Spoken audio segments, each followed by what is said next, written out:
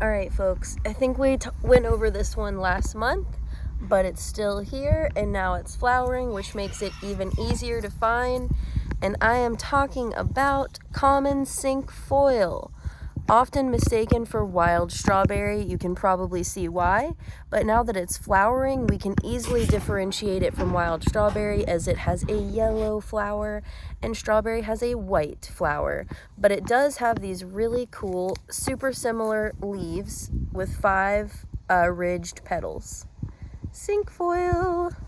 Say hello, Olin. Cinquefoil is awesome. It's incredibly astringent, and it's an incredibly safe astringent. So this is a really good one if you have near you to understand how to use it. The entire plant is incredibly astringent and antibiotic. So that means that as well as the aerial parts of the plant, we can also use the roots. Get off there, leaf. The roots are actually considered to be one of the stronger parts if you're like really trying to knock something out, but I typically use the leaves and the flowers, and I've had wonderful results from those. So I really like to use this to aid, in wound healing.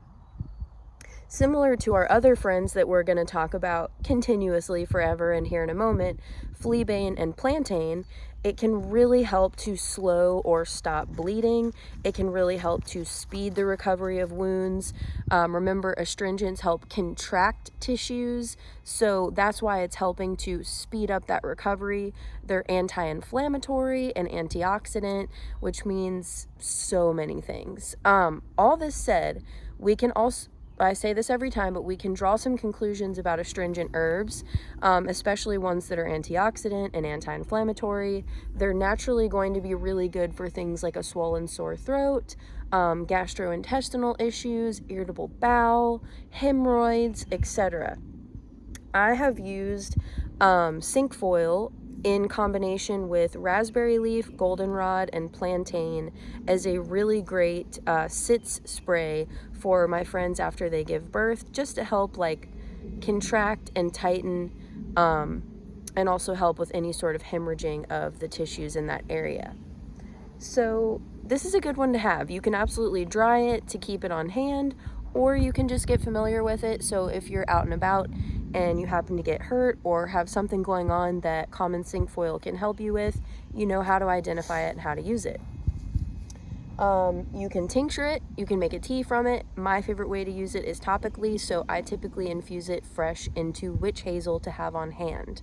I also like to pair it in my witch hazel with self-heal, which we're also going to go over, even though right now it's just the leaves. We haven't quite started to see the flowers pop out in our area just yet, but I know I've heard from some of you all that it is flowering in your area. So keep an eye out for self-heal. It's really a beautiful plant. It grows and looks just like a mint, so you might be able to identify it that way. Okay. Here we are with fleabane. This one is so cute and sweet that a lot of you, whenever I talk about this plant, are like, oh, I just picked some of that for a bouquet. If you're from the South, then a lot of you know it as chiggerweed. And I want to help bust that myth. Chiggers grow on the ground beneath plants. They use plants as sort of like their safety net. So they're not living in these flower heads. You can safely use fleabane without worrying about getting chiggers from the plant. Now, you might be standing in a pile of chiggers, so don't come after me, but this is not chigger plant. In fact, some people in the South from way back call it chigger plant because it helps to, repel chiggers, and that's where it gets its name. Fleabane is the scent of it, which I never noticed much of a scent, but maybe it's one of those things that like the bugs can smell, but we can't. The scent of it has been said to repel insects. Oh, the flowers. I smell it now. And so similarly to cleavers, this was sometimes called bed straw because back when people made their bedding out of plants, they would use fleabane to help repel bed bugs and any sort of other insects. So it might be called chiggerweed in your area for that reason too. So just keep that in mind. Anyways, fleabane is one of my favorite plants to teach kids about. What you eating, Nolan? Because it is a really, really easy plant to find and identify. It grows just about everywhere. It's very easy to identify by its like hair-like petals. This is in the aster family, so you're probably going to recognize pretty quickly that it looks just like an aster that you've probably seen. If you haven't seen fleabane specifically, there are a bazillion different types of asters. The aster family is maybe the biggest plant family. So more than likely you have an aster or a fleabane in your area. They're not all going to have identical uses, so definitely do your research, but it's pretty likely that you're going to find some with similar uses. So fleabane is most noted for its ability to help stop and slow bleeding, and it does a really kick-ass job at doing that.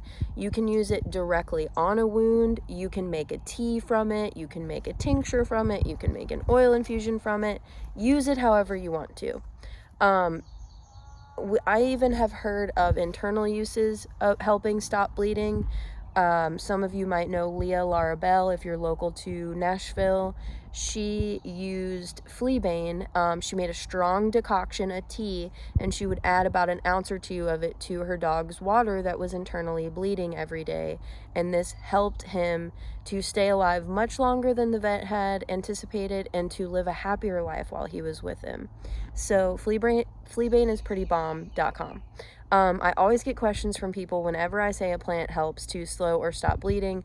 What about my menstrual cycle? Actually, yeah, fleabane helps to slow a heavy bleed. So keep that in mind as well. Fleabane has actually a few different uses for menstruation. So if that's something that you're interested in using fleabane for, maybe dive into that a little deeper. It's typically used as a tea in that way. I've also had people ask, what about nosebleeds? My favorite thing to do for nosebleeds is, again, to use something like witch hazel or a tea and kind of squirt it up there. But if you wanted to, you could crush the plant up, sort of in a poultice style, and put it up there like a little plug for a second. So this plant is commonly used as a poultice to stop bleeding on wounds on contact. Same with plantain and cinquefoil, which we are also going over in this plant walk video. And a poultice is really easy. You're just going to take the plant, bite it, chew it just enough to get it to mix with your saliva, spit it out, and now you've got this really easy to work with poultice that you can stick straight onto a wound.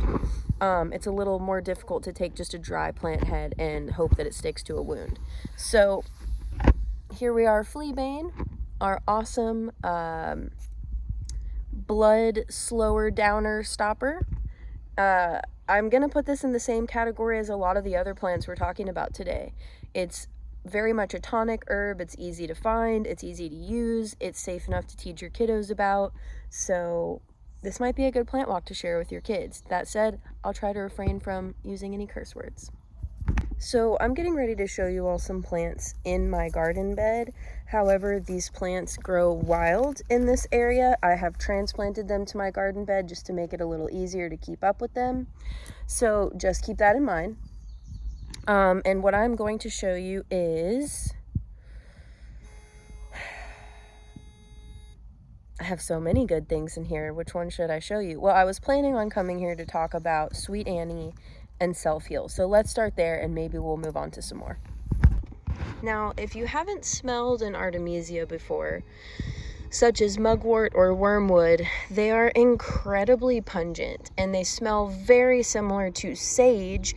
In fact, what is it called? Prairie sage and black sage are, I might be getting the name slightly wrong, but they are actually in the Artemisia family. They have like a very pungent, not sweet, not, almost kind of spicy, similar-ish to mountain mint and monarda, which have been compared to oregano. It's hard to describe if you can't tell, but it's a really wonderful smell. Sweet Annie is an kick butt antiviral, antifungal, antibacterial, antimicrobial. This is absolutely something to have in your survival garden. Sweet Annie has been researched against malaria, and when COVID first started, being researched, we were looking into anti-malaria drugs to help fight and resist COVID, and Sweet Annie was at the top of that list. How cool is that? Sweet Annie grows wild in the southeast. I'm not sure about other areas, but I would look into it because I can't see why it wouldn't. It does pretty good in most soils with most amounts of sunlight, so definitely look into it. I use Sweet Annie also for parasites with wormwood. Sweet Annie, wormwood, and mugwort are all actually pretty similar in actions. They are, again, anti-parasitic, antifungal, antiviral, antibacterial, antimicrobial. So think about things like not only internal parasites, but like ringworm, athlete's foot, pinworms, so many different random types of like bacterial, parasitic, fungal infections that we humans can get in the wrong conditions. So this is a great one to have around. I typically keep Sweet Annie tinctured because then you can take it internally for parasites or as an antiviral, or you can turn it into a spray by diluting it with a little bit of water to spray on, rashes, any of the ailments that we just mentioned. And it also smells really great, so if you have a huge abundance of it, try making bundles out of this the same way you would sage. It smells absolutely just spectacular in my book. Sorry, I have the hiccups.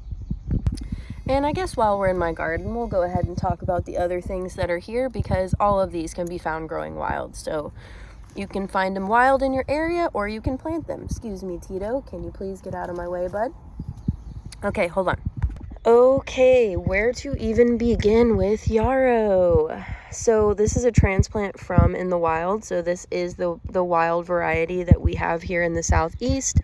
This is common yarrow. It's about to get a beautiful white flower that you've probably seen photos of. It has these really cool leaves that are pretty unmistakable if you see these. In early spring, sometimes we'll just see a couple sprigs of yarrow. And, you really start to see the leaves before the stalks shoot up and then the flowers, of course.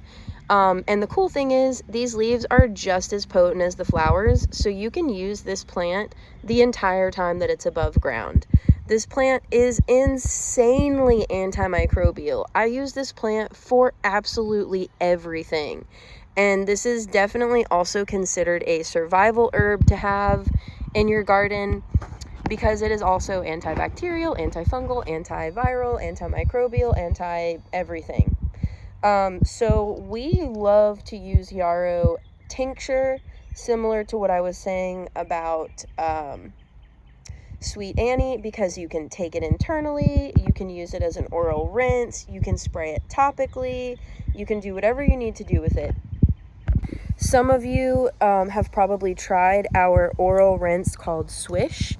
Some of you have probably tried what else is yarrow in? It's in basically all of our topical salves. Because it's so antimicrobial, it's really going to help prevent infection. It's really going to help keep things clean. And also, similarly to fleabane, yarrow is also really, really, really incredible at stopping bleeding. So this is great for the gums. This is a great wound healer. It's great to put on an open wound if you need to slow down bleeding. It's actually wonderful for the menses. A great thing to take if you have a heavy bleed on your menstrual cycle or if you deal with excessive cramping, bloating, etc. Yarrow to me is a tonic herb that, again, just like self-heal, it's going to be pretty hard to find things out there that yarrow isn't good for. So, oh, hello, birds. I think they're either fighting or trying to mate. You never know in the wilderness. Oh. Anyways, great one to know. It's probably growing near you. If it isn't, you should plant it. Another one that smells so good. It smells very similar to Sweet Annie. Sweet Annie and yarrow both have like the same sharpness as mugwort and like sage and wormwood, but they both have that sweetness to them, and it's so lovely. I love this one so much. I've definitely tried making perfume out of yarrow before using yarrow tincture, and it works. I just can't get it to last very long. But yarrow hydrosol, amazing. Absolutely amazing. I love using yarrow hydrosol. The scent is just like very protective, grounding.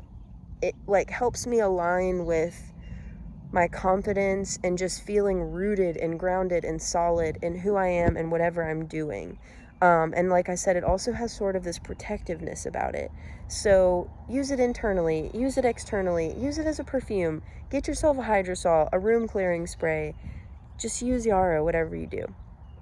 Yarrow is also good for preventing bugs and for helping soothe bug bites. So again, just good for everything.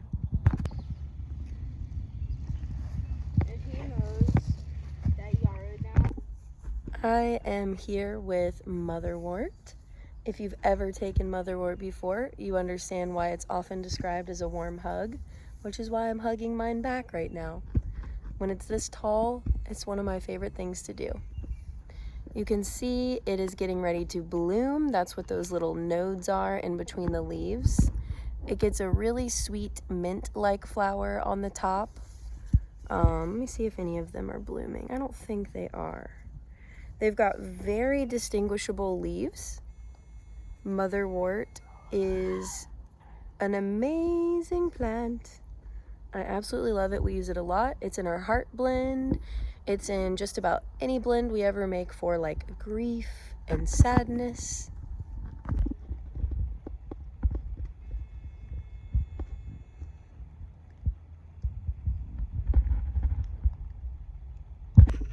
I am right here with a pretty big pile of St. John's wort. Get a little view there. I'll also flip the camera in just a second. And there's a lot of varieties of St. John's wort. What you're really going to want to look for if you're in the wild is these little red speckles. I might not be able to get it to concentrate until I flip the camera. Probably not. Hold on. There we go. These little red speckles, which are a really good indicator of the hypericum content because it is red. So you see these little dark speckles.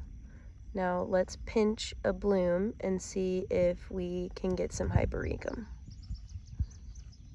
Yep, there it is. And that is how you know if the variety of St. John's wort that you're looking at has the medicine that you want it to. And the hypericum content is what we are after if we are using it. Hold on, I just got distracted by how beautiful those red leaves are. Wow. So freaking cool. That is what we're looking for if you're taking it internally as a tincture for long-term depression or as an antiviral. It's also really nice topically for quite a few things. I do use it topically as an antiviral for things like, sorry, my head is just not with it today. The only reason that I'm actually even over here is because we have a flat tire. Okay.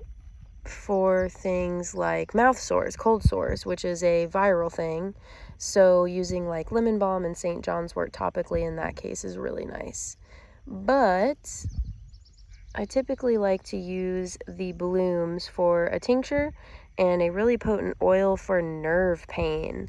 This is a tricky one to use for depression because if you're on SSRI meds, there are contraindications. You would want to take it if you were not medicated currently for depression. And if you were coming off of your meds, you would want to wait until you were fully off before starting a protocol with St. John's wort. There are also quite a few other contraindications, not just with antidepressants and specifically SSRIs, but also opiates and a few other things like very specific medications for other ailments. But yeah, I typically use this externally for pain or internally for nerve pain. I have not personally taken it for depression, but I do know quite a few people that it has worked really, really well from. And since you're after that hyperesum content that bleeds red, we only get that if we're using the plant fresh. Otherwise, when it dries, that content evaporates. So if you are wanting to use this amazing plant, you're going to have to gather it fresh and infuse it fresh. And we have a video from last year on actually making a fresh oil from this plant. There's no complications making a fresh tincture. Other than that, you can use a little less water in your water to alcohol ratios when you're using fresh plants because they already have a water content. But there are some complications when making fresh plant oils because water and oil equals mold. And so a really easy way around that is for us to dry plants. But if we need to use a plant fresh, there's just a couple things you need to do to avoid mold. And so check that video out from last year. We are specifically infusing fresh St. John's wort into olive oil. So this, I believe, we have a few varieties that grow wild out here, but this one looks to me like perforated St. John's wort. We also have small St. John's wort and St. Andrew's cross. Yeah, this is perforated. And so what that means is just that if I hold it up to the sky, I can see all these little dots that the light comes through. You can kind of tell when I'm holding it up. I'll flip the camera again before I'm done. But that's how you can tell if you have the perforated St. John's wort. Perforated St. John's wort is one of the most common ones. It's especially one of the most common ones that people grow for the medicinal content. And it's so lovely. This is what I was talking about with the perforation. It's a little overcast right now, so you can't see it really good, but you can kind of see the little dots throughout it where you can see light coming through. Let me get some up close shots here. This is what it looks like right before it blooms. So cool.